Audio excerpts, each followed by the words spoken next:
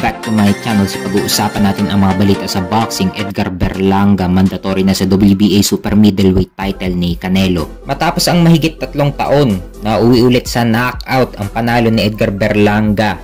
Huling nakascore ng knockout si Berlanga noong December 2020 pa laban kay Ulysses Sierra. So itong huling laban ni Edgar Berlanga talagang impresibo. Ang tanong, si Canelo ba talaga ang mga kalaban niya? Si Canelo ang may hawak ng Super WBA habang si David Morrell naman ang may hawak ng regular WBA. So maaaring si David Morrell ang mga kalaban niya at hindi si Canelo, maliban na lang kung si Canelo mismo ang papalag kay Edgar Berlanga. Nagkakaproblema ngayon ang PBC sa pondo kung paano nila babayaran si Canelo. So meron pang 2 laban si Canelo under ng PBC. Natapos na ang unang laban niya na pinirmahan niya under ng PBC laban kay Jermell Charlo. At tinalo pa niya ito via unanimous decision. Dapat si WBC middleweight champion Jermell Charlo ang next fight ni Canelo. Kaso nagkaproblema sa pondo ang PBC at sa hiwalayan ng PBC at Showtime pay-per-view.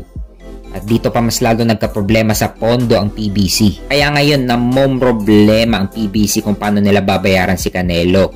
Kaya umalis na rin si Canelo sa PBC dahil hindi nagkasundo si Canelo at ang PBC sa next fight ni Canelo sa 5 de Mayo.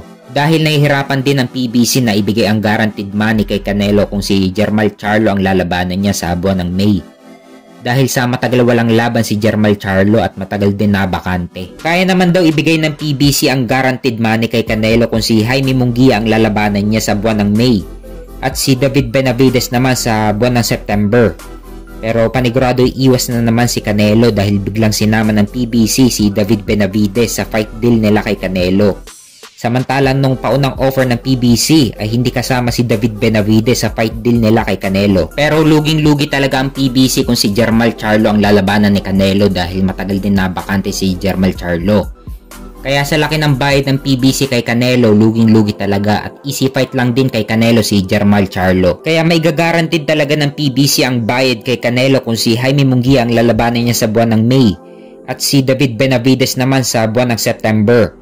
Etong 2 fights na inoffer ng PBC kay Canelo, mababawi nila ang ginastos kay Canelo lalong-lalo na kay David Benavides dahil ito ang demand ng mga boxing fans.